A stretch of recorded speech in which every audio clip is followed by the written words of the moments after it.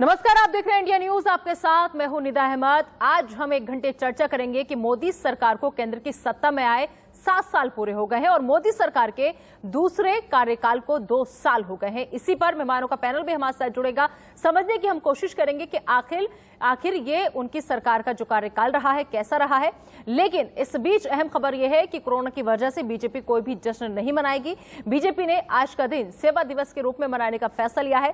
खैर, इन 7 सालों में बीजेपी ने कामयाबी के कई कीर्तिमान गढ़े हैं, कई ऐतिहासिक फैसले लिए हैं, तो कई मुद्दों पर खूब बवाल भी हुआ है। कृषि कानूनों के विरोध में किसान पिछले 6 महीने से प्रदर्शन कर रहे हैं। सीएए के विरोध में देश भर में बवाल हुआ। खासतौर पर कोरोना संकट में मोदी सरकार बुरी तरह से घिरी हुई है। तो क्या उपलब्धियां रही हैं, क्या कामयाबी रही और वो कौन से मुद्दे रहे, वो कौन से मसले रहे जिसमें लगातार मोदी सरकार घिरती चली गई। और इस बीच चलिए 7 साल 7 बड़े फैसले कौन से रहे जिसकी वजह से वाहवाही लूटी गई।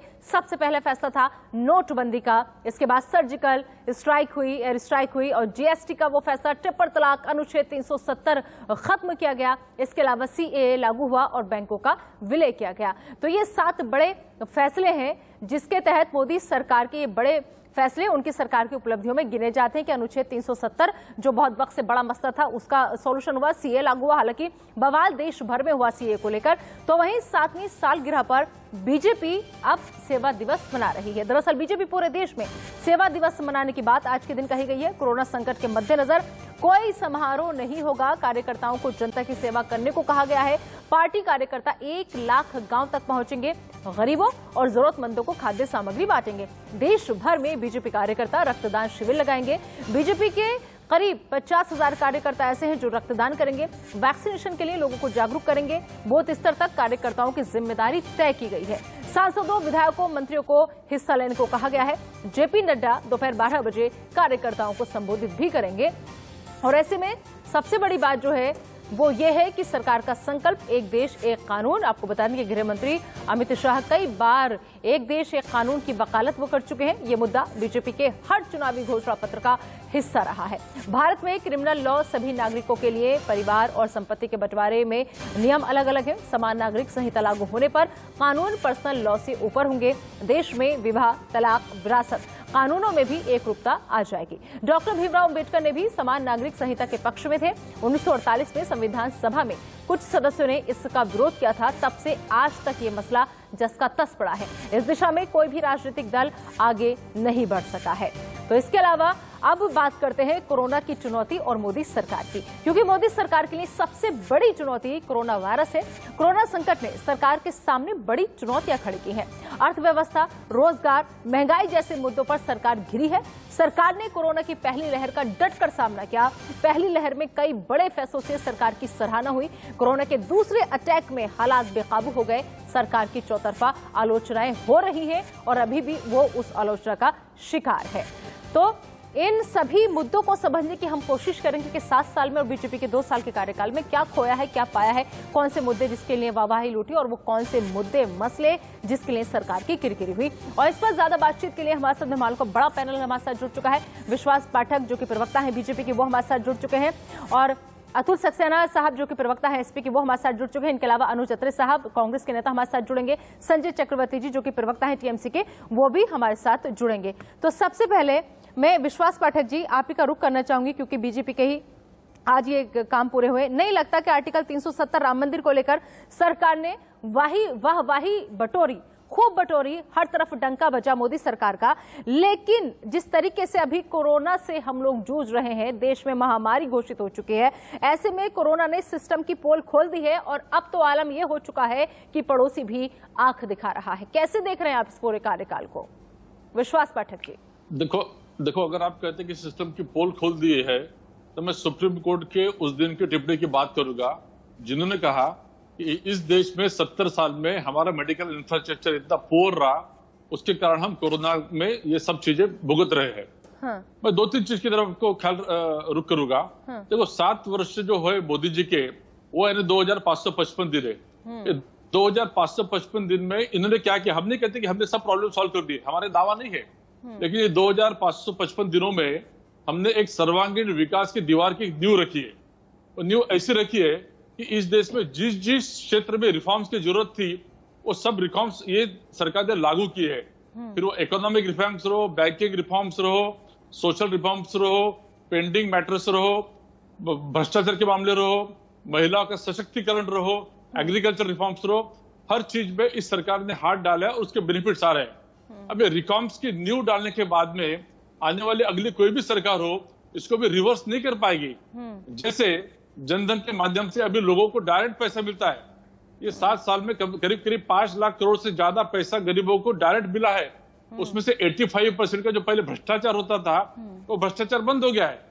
हम वन नेशन वन टैक्स की जब बात करते हैं, तो जिस जीएसटी को लागू करने के लिए दमखम चाहिए, वो दमखम ये सरकार ने लगाया, उसका आज पूरा हमको फायदा मिल रहा है।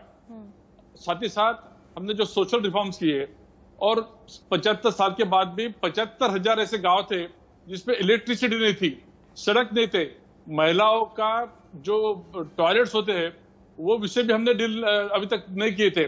ऐसे सभी विषय को हाथ डालने के कारण और इकोनॉमी भी ये 7 साल में भारत ने हाईएस्ट डेवलपिंग जीडीपी करके वाहवा मिलाई, साबित करके दिखाया।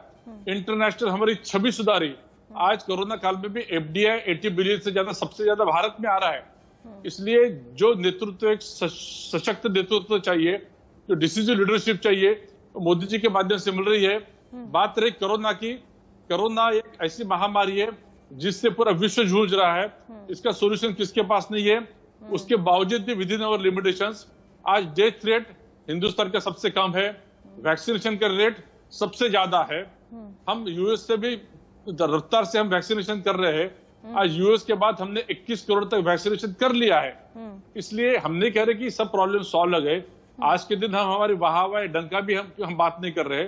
आज हमारा सब कार्यकर्ता ये एपिडेमिक में गांव-गांव में जाके, घर-घर में जाके जनता को मदद कर रहा है। अच्छा पार्ट तो सारा आपने गिना ही दिया, और कैसे डंका बजाएंगे। सारा अच्छा पार्ट तो आपने गिना ही दिया, लेकिन जिन गांव देहातों का आप जिक्र कर रहे हैं सर, नहीं सर सुन लीजिए विश्वास पाठक सर, जिन गांव देहातों का आप जिक्र कर रहे हैं कि हमने इतने गांव देहातों में जहां बिजली नहीं थी बिजली पहुंचाई, टॉयलेट नहीं थे टॉयलेट बनवाए, लेकिन सर अभी तक उन गांव की हालत नहीं सुधरी है जो आपके नेताओं ने, आपके सांसदों ने, आपके विधायकों ने गोद लिए थे।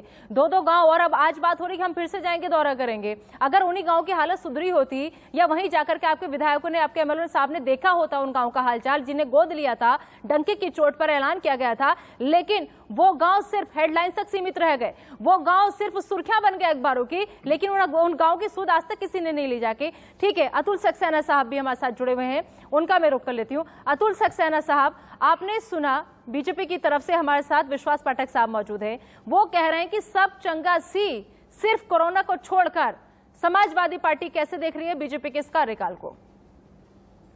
देखिए, मैं आपको बताना चाहता हूँ कि 7 साल पूरे हो गए हैं, बीजेपी ने इतना अच्छा काम किया है, आने को तो मैं आपको 70 काम गिना दूं, पर आप मुझे समय दीजिएगा। आपके चैनल के पास समय कम है, 1 घंटे का ये आपका शो है, और आप मुझे 7 काम इनके जरूर गिराने दीजिएगा जी। जैसे बीजेपी आई करप्शन को लेकर के साहब हमने भ्रष्टाचार खत्म कर दिया है।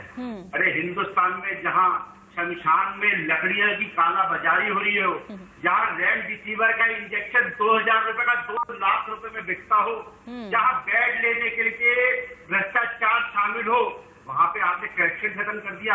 अरे आप करप्शन खत्म कर दिया, आप विश्व में आज 80वें स्थान में करप्शन के मामले में, और आप बात करते हैं डेनमार्क, न्यूजीलैंड और फिनलैंड के मुकाबले की। नंबर 1। नंबर 2, आपने कहा कि ब्लैक मनी आपने वापस कर लिया। कितना ब्लैक मनी वापस आ गया आपको मालूम है, नील बटे सन्नाटा।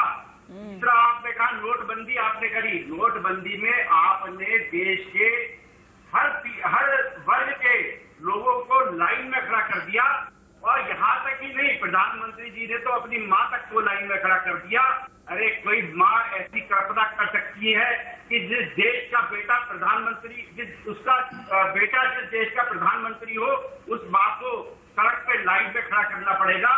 चौथा, इन्होंने जीएसटी पे भी बात करें तो जीएसटी पे देखिए रचना जी, कितने व्यापारियों ने आत्महत्या करने का काम किया, कितने संशोधन पिछले 3 साल में जीएसटी में करे गए, 3000 से ज्यादा, और आज तक जीएसटी से व्यापारी प्रताड़ित है। सारे कृषि कानून जो लेकर के आए, और आज भी देखिए दिल्ली की सीमाओं पर हमारा किसान 6 महीने से ज्यादा का समय हो गया, और आज भी वो न्याय की गुहार बीजेपी से लगा रहा है और आज तक इन काले कानूनों को रद्द नहीं करा गया। रचना जी, इन्होंने राफेल पे खर्चा करा 59,000 करोड़ रुपया। मुझे हंसी आती है रचना जी, आपने राफेल पे 59,000 करोड़ रुपए खर्च कर दिया, उसके बावजूद चीन भारतीय सीमा में 200 किलोमीटर तक कब्जा कर चुका, लेह लद्दाख में कब्जा कर चुका। रचना जी, छठा पॉइंट में आपको बताता हूँ कि ये जो इन्होंने जो 200 किलोमीटर पे जो कब्जा करा चीन ने, तो क्यों नहीं राफेल का इस्तेमाल वहां करा गया। आप ये देखिए कि किस तरीके से लाखों रुपए की इन्होंने बर्बादी करी। रचना जी, जिस तरीके से इन्होंने अपने बीजेपी के हिंदुस्तान भर में मुख्यालय बनाने का काम करा, 20,000 करोड़ रुपए का पार्लियामेंट, नई पार्लियामेंट बनाने के लिए अप्रूवल दी। अरे इतना पैसा यदि मेडिकल इंफ्रास्ट्रक्चर में लगा देते, आज कोरोना काल में लोग जो ट्राई कर रहे हैं उनके काम में लगा देते तो शायद ये ज्यादा बेनिफिशियल होता।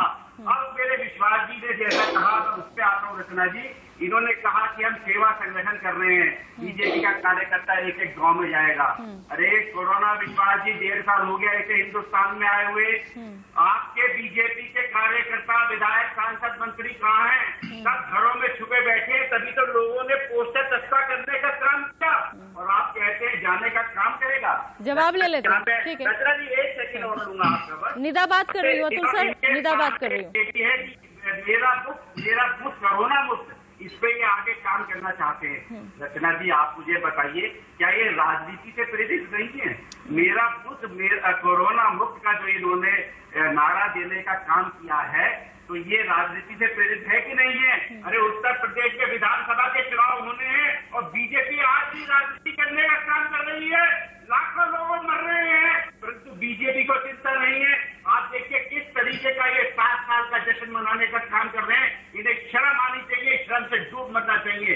आज देश ट्राई कर रहा है और बीजेपी केवल गाल बजाने का काम कर रही है। अरे रचना जी, गाल बजाने से कुछ नहीं होता है, समय पे पकड़ पे काम करने की जरूरत होती है। जवाब ले लीजिए, ठीक है, जवाब ले लेते हैं। ठीक है, जवाब ले लेते हैं अतुल जी। और रचना जी अभी थोड़ा लेट आएंगी, मैं निदा अहमद आपके साथ बातचीत कर रही हूँ, चर्चा कर रही हूँ, ठीक है। विश्वास पाठक जी, आपने कहा कि सब चंगा सी, लेकिन आपने सुना वो तमाम मुद्दे कि कैसे हम अभी भी देख रहे हैं। मानते हैं इस बात को कि कई ऐतिहासिक फैसले लिए गए, लेकिन कई मुद्दों पर खूब बवाल भी हुआ। लेकिन जो लोग हैं वो याद रखते हैं बवाल जैसी चीजें, वो लोग याद रखते हैं परेशानियां, वो लोग याद रखते हैं कि कैसे अपनों को खोया है, वो लोग याद रखते हैं कि कैसे वो अपनों से दूर हुए हैं। इसके अलावा हम बात कर दें कृषि कानूनों की, तो उसके विरोध में किसान पिछले 6 महीने से प्रदर्शन कर रहे हैं, उनकी सुध लेने वाला कोई नहीं है। सीए के विरोध में देश भर में बवाल हुआ, खासतौर पर कोरोना संकट में तो मोदी सरकार बुरी तरह से घिरी हुई है। ऐसे में हम कैसे कह सकते हैं कि सारे फैसले हमारे अच्छे थे? नहीं लगता कि जो खामियां रही हैं उस पर भी हमें विचार करना चाहिए ताकि आगे वो गलतियां ना दोहराई जा सकें? नहीं, जरूर खामियां अगर है तो विचार करना चाहिए, लेकिन सिर्फ विरोध के लिए विरोध अगर होता है तो उसको इग्नोर करना चाहिए। क्योंकि जब हम सरकार चलाते हैं हमें आगे बढ़ना है। मुझे पता है कि एग्रीकल्चर रिफॉर्म्स होना चाहिए, ये स्वामीनाथन आयोग ने कहा था, ये शरद पवार साहब ने कहा था, ये मनमोहन सिंह ने कहा था। जब हम रिफॉर्म्स करते हैं और किसानों के दाम हम डबल करना चाहते हैं तो उसमें तकलीफ क्या है? जो बिचौलिया 80% पैसा ले जाते हैं, किसानों तक पैसा नहीं पहुंचता है। जो हम एक ओपन मार्केट देना चाहते हैं किसानों को, उसमें गलत क्या है? उसका जवाब इनके पास में नहीं है। इन्होंने भाई साहब ने राफेल की बात की, उसका जवाब विपक्ष नहीं देगा ना। विश्वास पाठक जी, उसका जवाब विपक्ष नहीं देगा ना। उसका जवाब तो वो किसान देंगे जो पिछले 6 महीने से सड़कों पर बैठे हैं। अगर आप उनकी भलाई के लिए कुछ कर रहे हैं सर, उनका फायदा ही फायदा आप सोच रहे हैं, सिर्फ और सिर्फ उनका मुनाफा सोच रहे हैं, तो ये बात उनको समझाने में 6 महीने क्यों लग जा रहे हैं? क्यों आप ये बात उन्हें नहीं समझा पा रहे कि ये आपके फायदे की चीज है? और दूसरी बात, अगर उनके फायदे के लिए सरकार कुछ कर रही है तो उन्हें चाहिए ही नहीं, वो चाहते नहीं कि हमें मिले। मुझे बताइए, पंजाब के इर्द गिर्द जो कुछ लोग, कुछ मुट्ठी भर के नेता लोगों ने ये आंदोलन बनाया है, उनके छोड़ के पूरे हिंदुस्तान का किसान आज खुश क्यों है? आज किसानी की आमदनी बढ़ रही है और पूरा मोदी जी के साथ में है। इसलिए जो विरोध के लिए विरोध करते हैं हम उनको इग्नोर करेंगे, उनकी तरफ छाया देने की जरूरत नहीं है। दूसरा, इन्होंने ब्लैक मनी की बात की। आज डिमोनेटाइजेशन के कारण फायदा क्या हो गया मैं आपको बताना चाहता हूँ। 7 साल में मोदी जी ने डायरेक्ट टैक्सेस के एक भी बार दाम नहीं बढ़ाए, उसके बावजूद भी आज हमारा डायरेक्ट टैक्स का कलेक्शन 12 लाख करोड़ का है। इनडायरेक्ट टैक्सेस जो पहले 23% 24% थे एवरेज, वो आज 15% पे आया है। उसके बावजूद भी हमारा उसका कलेक्शन बढ़ के 12 लाख करोड़ का हो गया। जो हमारी इकोनॉमी 14 लाख करोड़ की थी वो आज 35 लाख करोड़ की हो गई है। कहीं टैक्सेस नहीं बढ़ा है। इसका मतलब जो काला धन था, काला कारोबार था, वो पूरा बंद हो गया है। आज जिसको पैसा जाना चाहिए वो बैंकिंग के माध्यम से जा रहा है। काला धन विदेश से वापस लाएंगे, सबके खाते में 15 लाख जाएंगे। हुआ क्या सर? विरोध करने का काम है, हम इनको इग्नोर करते हैं। काला धन वापस लाएंगे, सबके खातों में 15 लाख जाएंगे, भेजे क्या? काला धन वापस आया क्या? और दूसरी बात, जिस काला बाजारी का आप जिक्र कर रहे हैं सर, ऐसे वक्त में आप भी अच्छे से वाकिफ होंगे, कोई सा दिन नहीं जाता, कोई सा घंटा नहीं जाता जब काला बाजारी की खबरें हम स्क्रीन पर नहीं पढ़ते हो। एक एक इंजेक्शन जिसकी कीमत मात्र 400-500 रुपए, लेकिन काला बाजारी करके बेचा जा रहा है सर 35-35 हजार में। एम्बुलेंस जिसका किराया मात्र अगर 10 किलोमीटर आपको जाना है 1000-1500 होना चाहिए, उसका किराया 35-35, 40-40 हजार लोग ले रहे हैं। इसके अलावा सर ऑक्सीजन सिलेंडर जो बहुत कम में मिलना चाहिए लोगों की सांसें बचाने के लिए, सर वो सिलेंडर तक के लिए लोगों को हजारों रुपया पे करना पड़ रहा है। आज के ऐसे वक्त में भी एम्बुलेंस, स्वास्थ्य सेवाएं, इंजेक्शन, ऑक्सीजन सिलेंडर सब कुछ काला बाजारी से मिल रहा है सर। तो भ्रष्टाचार कहां से खत्म हो गया? देखिए, जहां तक पेंडेमिक का सवाल है, किल्लत का सवाल है, जो असामाजिक तत्व है ऐसा उसका लाभ उठाते हैं। जैसे दिल्ली के नवनीत कारला है, जेल हो गई है। हमारी कोई जिम्मेदारी नहीं बनती विश्वास पाठक जी, विश्वास पाठक जी, हमारी कोई जिम्मेदारी नहीं बनती सर, हमारी कोई जिम्मेदारी नहीं बनती कि हम एक फैसला लेकर एक मूल्य हम तय कर दें, एक दाम हम तय कर दें। जिस तरीके से हर बात की जिक्र घोषणा पत्र में कर दिया जाता है, हर बात के लिए गाइडलाइन जारी कर दी जाती है, नहीं लगता सर? नहीं सर, उपलब्धियां भी मैं यहाँ पर गिना रही हूँ, लेकिन इस वक्त जो मौजूदा हालात है, गिरी हुई है सरकार। तो सर जब सरकार आपकी है, सत्ता पर आप काबिज है, तो सर सवाल भी आप ही से करूंगी, अभी काफी आप ही से सवाल करूंगी। रेमडेसिविर का प्रॉब्लम सॉल्व हो गया है, ऑक्सीजन की किल्लत अभी कम हो गई है। जब ऑक्सीजन, मेडिकल ऑक्सीजन सिर्फ 1200 मेट्रिक टन चल लगता था, वो सीधा 9000 मेट्रिक टन लग गया। तो इसलिए लॉजिस्टिक को कुछ तकलीफ आती है, वो तकलीफ का सामना करके हम आगे बढ़ गए अभी। लेकिन सर जिन लोगों ने इन कमियों की वजह से अपनों को खोया, उनकी तकलीफ तो वही की वही है। उनकी तकलीफ तो जस की तस बनी हुई है सर, क्योंकि जिन्होंने अपनों को खोया है वो वापस नहीं आएंगे। हमारी पूरी संवेदना वो वापस नहीं आएंगे, हिंदुस्तान में, पूरी दुनिया में है वो दिक्कत ऐसी है कि इस प्रकार का पेंडेमिक, इस प्रकार का सेकंड वेव आएगा, इसका अनुमान किसने नहीं लगाया। ये म्यूटेंट की कैरेक्टरिस्टिक जो ऐसी है, जो ऑक्सीजन की इतनी रिक्वायरमेंट रहेगी, ना हमारे मेडिकल के एक्सपर्ट भी हमको बता नहीं पाए थे। अब ठीक है, हम उससे आगे बढ़ रहे हैं। ये सिर्फ हिंदुस्तान की समस्या नहीं है, पूरी दुनिया की समस्या है।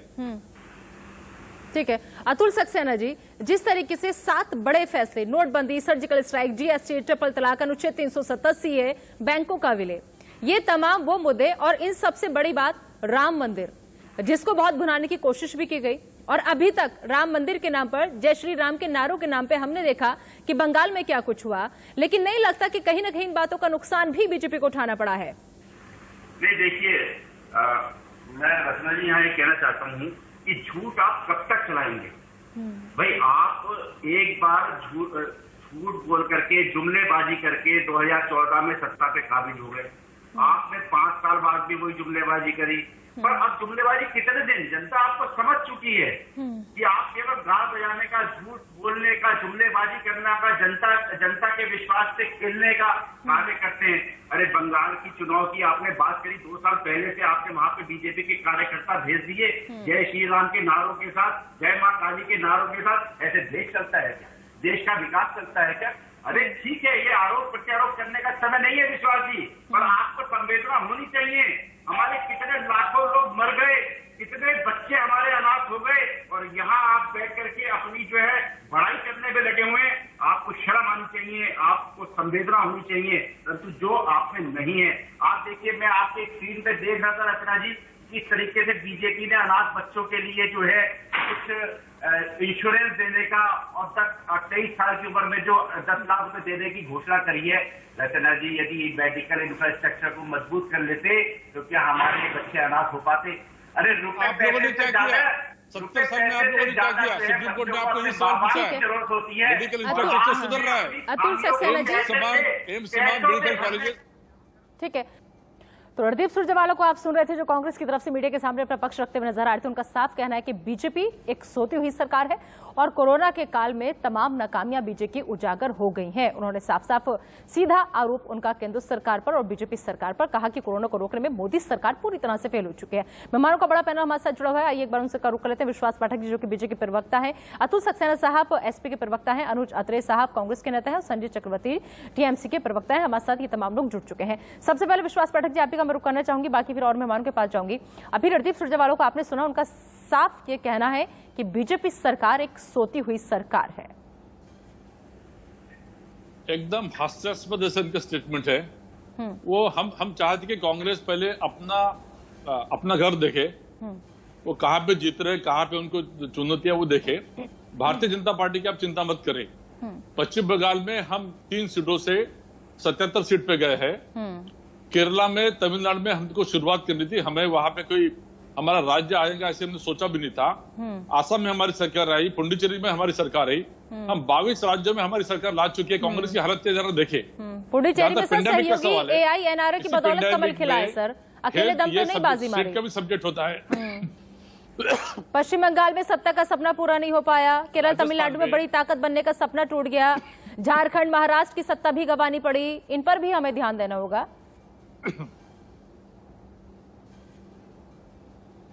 जी चलिए, देखो ठीक है, आप आराम से पानी पीजिए थोड़ा, ठीक है। लेकिन कांग्रेस लगातार क्यों हारी, पहले वो अपना सोचे ना। भारतीय जनता पार्टी की अब चिंता मत कीजिए। भारतीय जनता पार्टी 2 उनके हमारे मेंबर ऑफ पार्लियामेंट से 313 तक क्यों गया, उसका उन्होंने मंथन करना चाहिए। आप हमें मत समझाइए। जहां तक पेंडेमिक का सवाल है, सर जब कोई सरकार जनता के लिए इतना अच्छा सोचती है, दिन रात उसी के लिए काम करती है, तो सर सोचना पड़ता है, क्योंकि फिक्र होती है ऐसी सरकार की जो दिन रात सिर्फ जनता के बारे में सोचती है, दिन रात सिर्फ विकास के बारे में सोचती है, तो सर चिंता होती है, सोचना भी चाहिए ऐसी सरकार के बारे में। हमारे साथ अनुज अत्रे साहब जुड़ चुके हैं। अनुज अत्रे जी, बीजेपी का कहना है कि आप उनकी चिंता मत कीजिए। सबसे पहले तो मैं इस बात पे आपका रिएक्शन लूंगी कि आज सरकार के जिस तरह के 7 साल हुए, कितने कमाल खिले, कितने सवाल उठे, तो कांग्रेस इस कार्यकाल को कैसे देख रही है?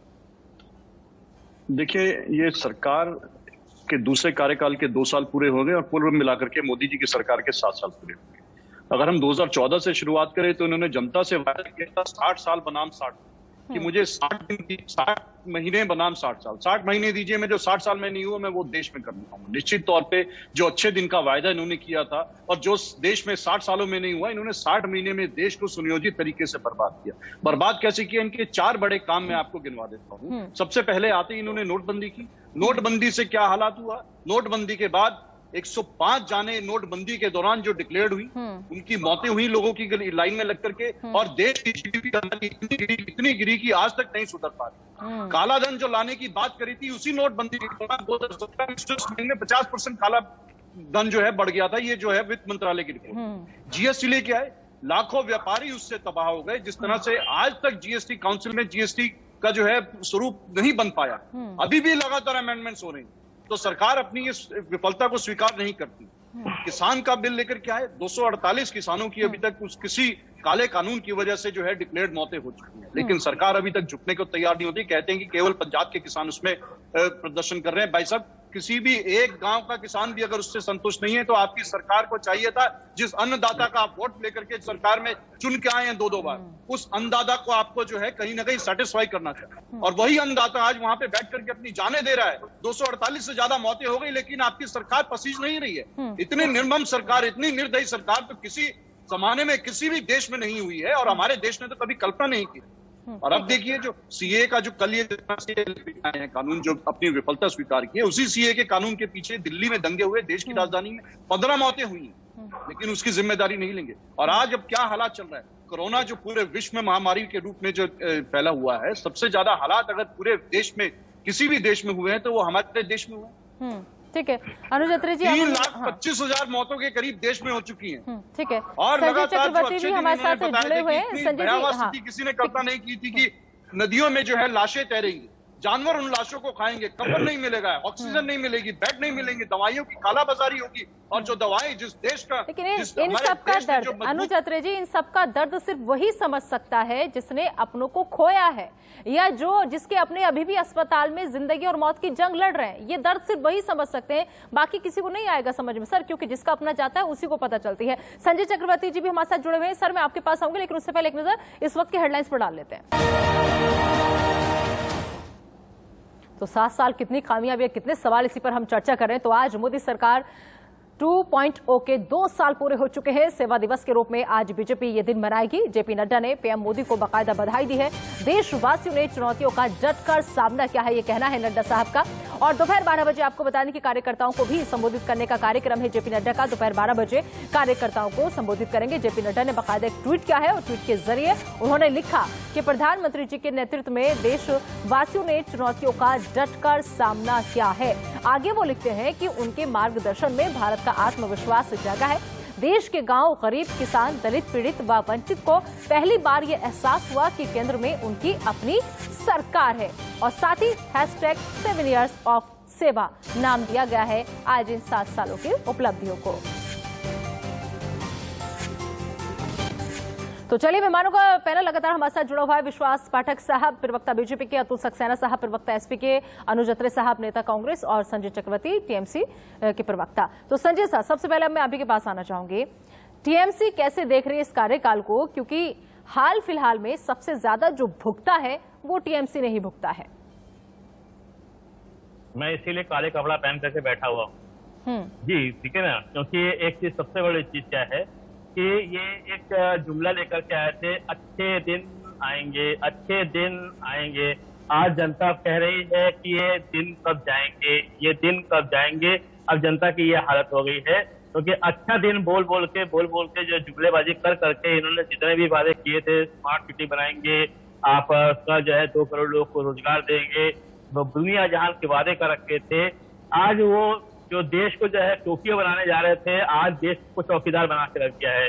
आज लोगों के पास नौकरी नहीं है, महंगाई से मार खा के बैठी हुई है, लोगों, हर परिवार में कुछ ना कुछ किसी न किसी खोया है। मैंने खुद अपने घर पे 1 महीने के अंदर 2 लोगों को खोया है। परसों मेरी कोरोना से मेरी चाची की भी डेथ हो गई है। तो मैं खुद जो है इसका बहुत बड़ा भुक्तभोगी हूँ।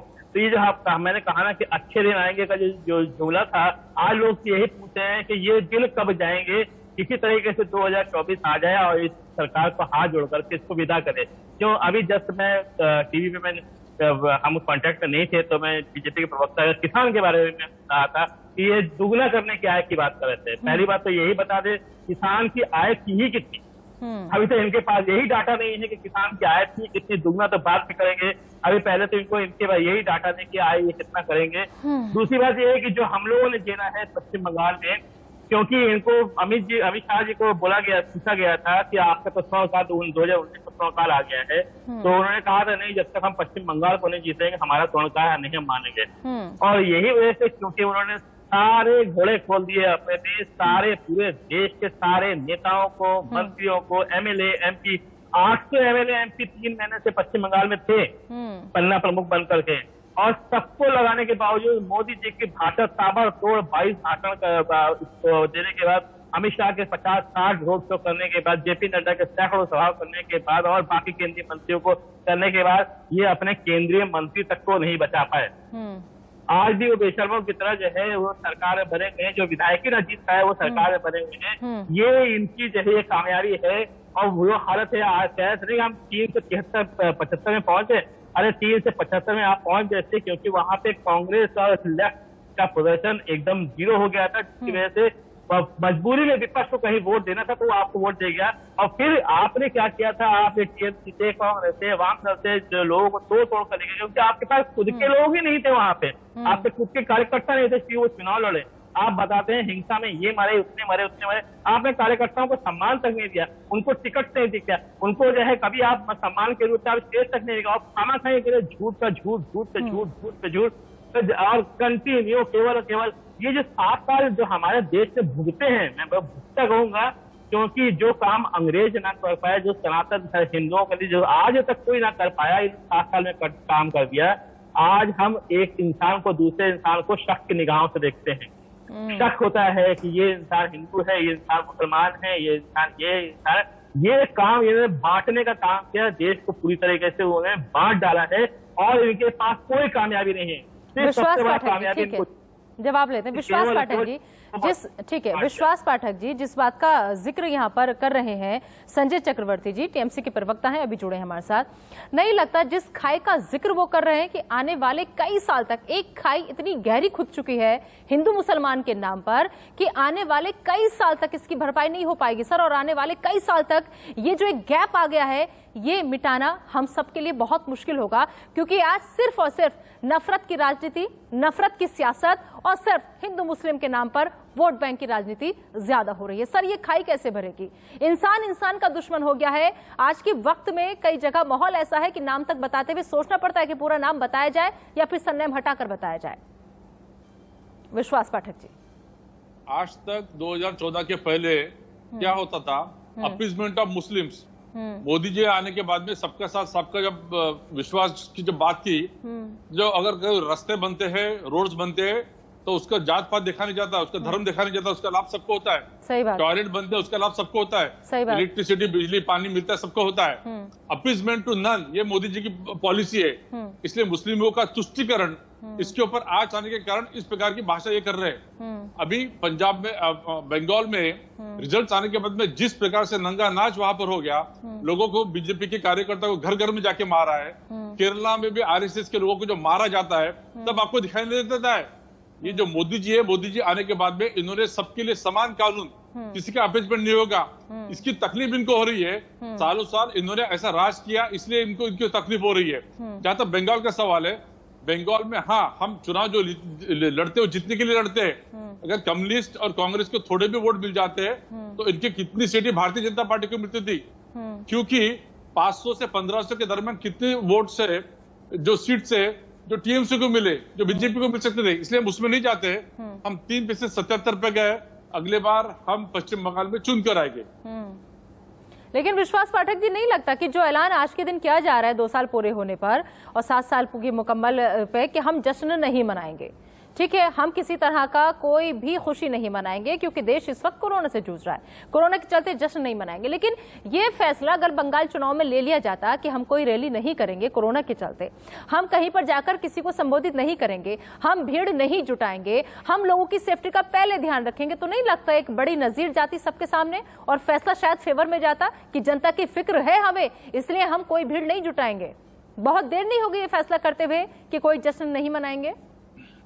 नहीं, अच्छा सवाल पूछा। सिर्फ आप बीजेपी को मत पूछो, रैलियां कांग्रेस ने भी की, नहीं, सबके लिए, इलेक्शन सबके लिए, वो सवाल सबके लिए। इलेक्शन कमीशन का काम होता है। हाँ। तो रूल ऑफ द गेम होता है, उस सबसे चलते रहता है। हाँ। लेकिन आप उसको ज्यादा ये नहीं कह सकते हो। महाराष्ट्र में ऐसे कौन सा इलेक्शन था, दिल्ली में ऐसा कौन सा इलेक्शन था, इसलिए बार बार ऐसा कहना गलत है। अगर इलेक्शन कमीशन कहता है कि रैली मत लो, बंद कर दो, हम बंद कर देते थे। इसलिए बार बार उसके लिए मोदी जी को, सारी जिम्मेदारी इलेक्शन करना ये गलत है। इलेक्शन कमीशन की थी, तमाम पार्टियों को तो दिख रहा था कि कोरोना है, खतरा है, हम जाएंगे तो क्या होगा, लेकिन मजबूरी थी क्योंकि इलेक्शन कमीशन ने तो मना ही नहीं किया था। राहुल गांधी ने रैली मना ही नहीं किया था, ठीक है, प्रियंका गांधी ने ली, ममता ने नहीं ली, इसलिए सिर्फ बीजेपी को बोलना गलत है ना। रूल ऑफ द गेम सबके लिए सेम था। अतुल सक्सेना जी, ठीक है, अतुल सक्सेना जी, क्या लग रहा है आपको? मुझे 30 सेकंड का मौका दिया जी, ठीक है, बोलिए संजय जी। पहली बात तो ये है कि इन्होंने कहा कि जो सड़क बनाई, इन्होंने जो है बिजली पहुंचाई, इन्होंने ये काम किया, सबका साथ सबका विकास किया, तो क्या 65 साल तक हम लोग भाड़ झोंक रहे थे? क्या देश भाड़ झोंक रहा था? हम लोग 65 साल के बाद भी 50,000 गाँव में इलेक्ट्रिसिटी क्यों नहीं पहुंची थी? सवाल वो है। करके जो है विकास कर दिया, हम लोग तब तक जो है खा रहे थे, हम लोग पत्ते तोड़ करके पहन रहे थे। कैसी बात करते हो आप? उससे नफरत की राजनीति फैला करके आपने केवल देश का बांटने का, सबका साथ विकास करके आपने सिर्फ हिंदू तक को रोका दिया। आज हिंदू तक को ये हालत कर दी कि उनको बालू के अंदर जो है आपने सुला दिया और उसके ऊपर से कफन का कपड़ा तक हटा दिया। आपको कोई नहीं माफ करेगा, ध्यान रखिएगा। अभी आप कभी उत्तर प्रदेश को देखिएगा, आप तीसरे चौथे पोजीशन में जाकर के खड़े हो जाएंगे, क्योंकि उत्तर प्रदेश के अंदर ये गुस्सा है कि आपने पंचायत चुनाव में बाकायदा देख लिया है कि क्या हाथ हुआ, चाहे काशी का हो, चाहे मथुरा का हो, चाहे अयोध्या का, जो आपका पीक पॉइंट था, आप वहां तक हार चुके हैं। आप ध्यान रखिएगा कि आप जो आप दुर्गा पूजा के ऊपर पाबंदी लगाते हो और सबका साथ सबका विकास की बात करते हो। सबके बाद सबका विकास आप लोगों ने कुछ दुर्गा पूजा के ऊपर पाबंदी किसने लगाया? रिलीजन दुर्गा पूजा में आइए, चलिए मैं दुर्गा पूजा में आप बताइए 2011 से पहले पश्चिम बंगाल में जितना भी दुर्गा पूजा होता था तो वहाँ पे 10 रुपए स्क्वायर फीट के हिसाब से जो है आपको नगर निगम को पैसा देना पड़ता था। वो ममता बनर्जी थी, जो ममता बनर्जी ने आकर के उसको फ्री ऑफ कॉस्ट कर दिया। दुर्गा पूजा की अगर बात करते हैं तो सिर्फ और सिर्फ एक बार मुहर्रम के टाइम, मुहर्रम क्योंकि एक दिन होता है और दुर्गा पूजा दशमी हम लोग का एक दिन होता है। मैं बंगाली हूँ, मैं इससे आपको बता पा रहा हूँ, सही बात सुन लीजिएगा अच्छी तरीके से कि पहली बात तो ये कि दशहरे के टाइम, दशहरा हम लोगों का 5 दिन तक चलता है लगातार। अच्छी स्कीम जो गरीबों के लिए थी, ममता दीदी ने क्यों रोक दी? किस प्रकार की राजनीति कर रहे हो? होता तो आप लोग जो ना 200 पार करके हम 200 पार न जाते। और मैं इसी चैनल में कई बार बोल चुका था कि हम 200 से 200 सीटें जीतेंगे। ये बात इस चैनल में रिकॉर्डेड है कि मैंने ही बोला था 200 से 200 सीटें हम लेकर के आए। वोट हमारा बड़ा है, सीटें हमारी बड़ी हैं, तो हमने काम किया, विकास किया और तब किया है जब 80 से 85% जब वोट पड़े हैं। उसके बाद जब है हम लोग इतने सीटें और इतना वोट लेकर के आए हैं, तो विकास जो हम लोगों ने किया है वहाँ पे ग्राम देते पे जाकर घुस के किया है, वो आप कभी नहीं कर पाएंगे ना आप सोच पाएंगे। क्यों? क्योंकि आपके अंदर जो ये घमंड आ गया ना कि मोदी है तो मुमकिन है। वाह मोदी जी, वाह वाह मोदी जी, वाह। ये जो घमंड आ गया ना, याद होगा रामायण।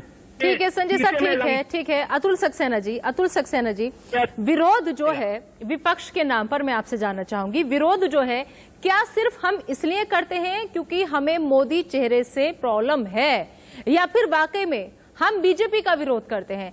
क्योंकि ये चीज अगर कोई और कहता है तो उसकी बात समझ में आती है, लेकिन वही चीज अगर बीजेपी की तरफ से कह दी जाती है, नरेंद्र मोदी की तरफ से की जाती है, तो आलोचना का शिकार हो जाता है। असल में दिक्कत है किससे? नरेंद्र मोदी उस चेहरे से, जिस चेहरे के सहारे, जिस नाम के सहारे बीजेपी हमेशा आगे बढ़ती है, या फिर वाकई में हमें सिर्फ खामियां को उजागर करने का हमारा मकसद होता है? देखिए निदा जी, देखिए आप समझिए, हमें भाजपा से कोई प्रॉब्लम नहीं है, हमें देश के प्रधानमंत्री जी के चेहरे से कोई प्रॉब्लम नहीं है, और उनके चेहरे से तो हमें इसलिए प्रॉब्लम नहीं है क्योंकि इतना स्मार्ट चेहरा है उनका।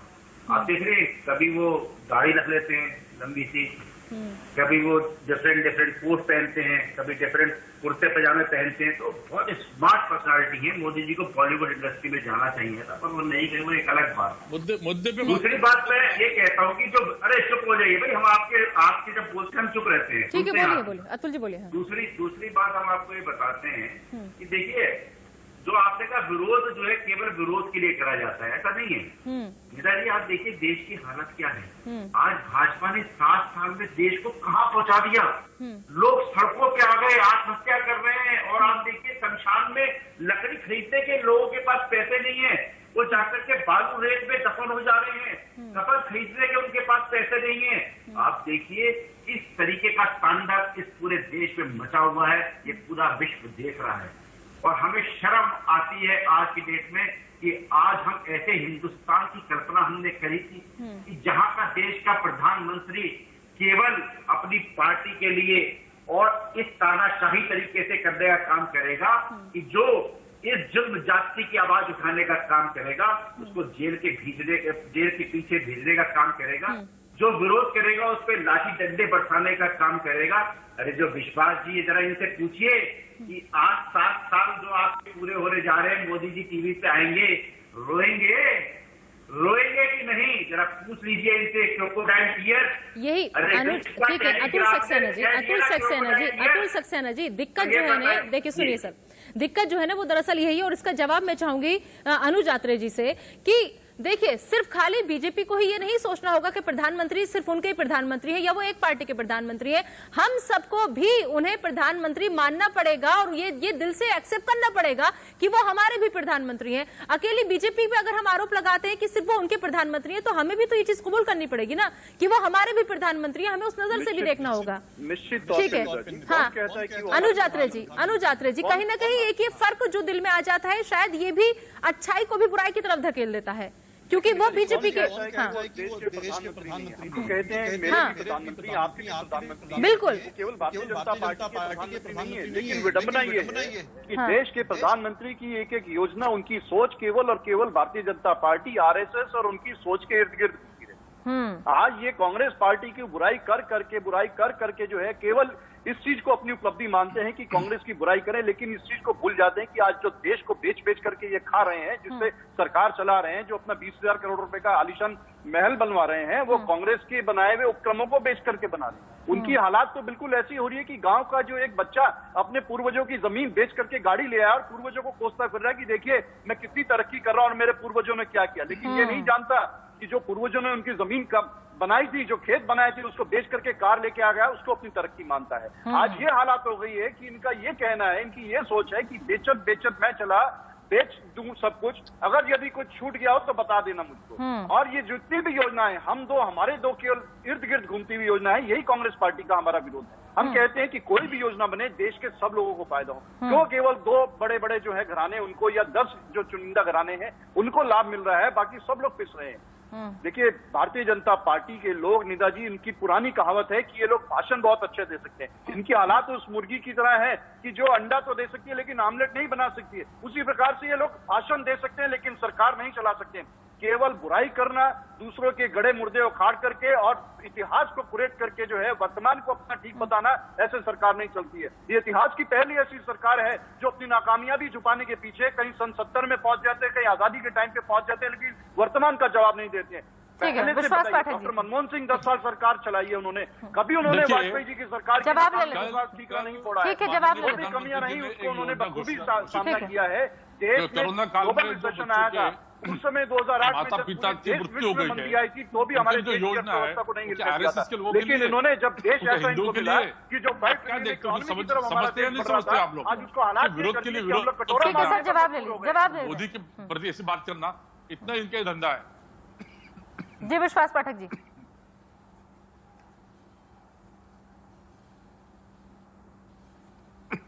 विश्वास पाठक जी, आपने सुना अनुज यात्रे जी को, उनका साफ ये कहना है कि 70 साल हमेशा बीजेपी गिनाती रहती है, लेकिन 70 साल में देश कहां पहुंचा, क्या कुछ हुआ, इसकी बात हमें तब सुनने को मिलती है जब हम कहीं विदेश में जाते हैं, जब हम कहीं बाहर होते हैं और हम हिंदुस्तान का जिक्र कर रहे होते हैं। तो सर, जो जिन एम्स पर हम डंका बजाकर आते हैं मेडिकल स्वास्थ्य पे, तो सर ये सब कुछ नहीं भूलना चाहिए। चाहे वो हम मेट्रो की देन की बात करें, कांग्रेस के राज में हुआ है, ऐसा नहीं है कि 70 साल में कुछ नहीं हुआ और अचानक से इन 10 सालों में आके हमने बहुत कुछ कर लिया।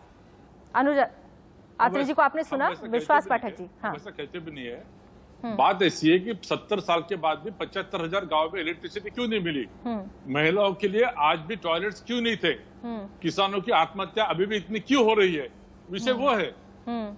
सर, किसान तो आज भी आत्महत्या कर रहा है, सर किसान तो आज भी सड़कों पर बैठा है, क्या सुधरा? वही कह रहा हूं, इसलिए 7 साल में मोदी जी ने जो न्यू रखी है, ये पूरा विकास की जो न्यू रखी है, उसका लाभ हमें आगे मिलने वाला है। हम नहीं कह रहे 70 साल के प्रॉब्लम हमने सब सॉल्व कर दिए, लेकिन जो प्रॉब्लम प्रलंबित थे, एग्रीकल्चर रिफॉर्म्स रो, इकोनॉमिक रिफॉर्म्स रो, सोशल रिफॉर्म्स रो, 1 नेशन 1 टैक्स, जीएसटी तो कांग्रेस के लाना था ना, क्यों नहीं ला पाए? अभी सर किसी की जान अगर जाती है तो चली जाए, इसका फायदा आगे होगा सर। जब वो इसका फायदा लेने के लिए बचेगा ही नहीं तो ये फायदा उसके किस काम का? सब बचेंगे। पेंडेमिक है, विश्व की महामारी है, सब लोग उससे जूझ रहे हैं, उसके भी हम आगे जाकर उसके ऊपर भी हम बात करेंगे। सर, अभी भी वक्त आपको लग रहा है कि करेंगे? ये होना चाहिए इसमें सर, करना चाहिए था, इतना वक्त मिला हमें करना चाहिए था। अभी भी हम हैं कि हम करेंगे, अभी भी हम विचार करेंगे सर, वक्त नहीं है इतना। और दूसरी बात, जिस बात का आप जिक्र कर रहे हैं, आप उपलब्धियों में गिन रहे हैं सर, कुछ चीजें मैं आपको पढ़कर सुना देती हूँ कि कैसे साल दर साल जीडीपी जो थी गिरती चली गई। इसके अलावा कई चीजें ऐसी हैं सर जिसके लिए नाकाम मुद्दे पर उनकी चर्चा हुई, जिनमें अर्थशास्त्र का उल्टा पहिया, ये सबसे बड़ी बात रही। काले धन को खत्म करने के जुमले के साथ 2014 में मोदी सरकार आई थी, आपको याद होगा, लेकिन अचानक से 2016 में रात को नोटबंदी का ऐलान कर दिया गया, जिसका अभी आप उपलब्धि में गिना रहे थे। लेकिन सर कहा यह गया कि इससे काले धन पर रोक लगेगी, अर्थव्यवस्था सुधरेगी, लेकिन आप भी गवाह हैं, मैं भी गवाह हूं, बाकी और लोग जो बैठे हैं वो भी सब गवाह हैं कि ऐसा कुछ नहीं हुआ, बल्कि इसका उल्टा हुआ। उल्टा क्या हुआ वो भी आप सुन लीजिए सर, कि ना तो भ्रष्टाचार खत्म हुआ, ना आतंकवाद खत्म हुआ, बल्कि साल 2016 में आर्थिक विकास दर 8.25% थी, 2017 में 7.04%, 2018 में 6.11%, 2019 में 4.18% पर पहुंच गई। जीडीपी में भारत 147वें स्थान पर है, जो 2016 में 125वें स्थान पर था। यानी हिंदुस्तानी अब पहले से भी ज्यादा गरीब हो गए हैं। तो किसका फायदा सर? नोटबंदी हुई, लोगों का अचानक से नोटबंदी होने से जो छोटे छोटे शहर थे उनमें चलने वाले काम धंधे बंद हो गए। कैसे हम इसे उपलब्धि में गिने?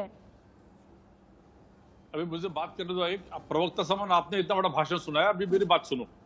मैं बता रहा हूँ 2014 मैं किसी पार्टी की लीडर नहीं हूँ सर, भाषण देना मुझे नहीं आता, मुझे सिर्फ सवाल करना आता है, क्योंकि एंकर हुए छोटी सी। शायद आपको समझ में नहीं आ रहा कि मुझे बताना पड़ेगा दर्शकों के लिए। 14 लाख करोड़ से 35 लाख करोड़ में हमारी इकोनॉमी गई।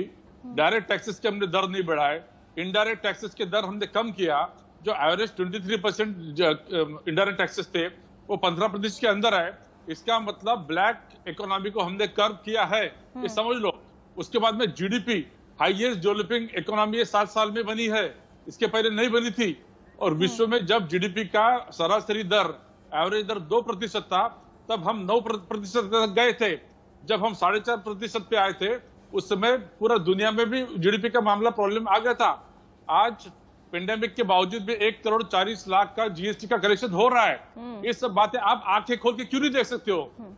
आप एक एंकर हो, आप भी कांग्रेस के प्रवक्ता से बात कर रही हो। सर यही दिक्कत है ना, यही दिक्कत है। आपके फेवर में बोले तो हमसे अच्छा, हमसे समझदार, हमसे पढ़ा लिखा कोई नहीं होता। लेकिन अगर आपसे अगर सवाल पूछ लिया जाए सर, तो आप कांग्रेस का प्रवक्ता कह देते हैं। सर ना किसी की प्रवक्ता है सर, अज्ञानता का पाठ हमने पढ़ा है सर, अज्ञान है, इसलिए ज्ञान लेने के लिए आपसे हम लोग आते हैं कि आप हमें समझाइए। हमें नहीं आता पढ़ना लिखना, आपसे पूछने के लिए आते हैं। ठीक है सर, माफ कीजिएगा, वक्त की कमी है सर, वक्त की कमी है। देखिए काशी क्योटो बना नहीं, काला धन वापस आया नहीं, ठीक है, मंदिर मस्जिदों पर झगड़े रुके नहीं, इतने पे भी हम कहते हैं कि वाह मोदी जी वाह, बहुत अच्छा काम किया। और इतने पे भी अगर आपसे सवाल पूछो तो आप हमें कांग्रेस का प्रवक्ता बताकर चले जाते हैं। सवाल भी ना पूछे हम आपसे, जिम्मेदारी आपकी बनती है, सरकार आपकी है, सत्ता पर आप काबिज हैं, तो माफ कीजिएगा सर, सवाल भी आपसे ही पूछेंगे और जवाब भी आपको देना पड़ेगा। फिलहाल मेहमानों का बड़ा पैनल हमारे साथ जुड़ा हुआ था। अभी की चर्चा में इतना ही, आप बने रहिए इंडिया न्यूज के साथ।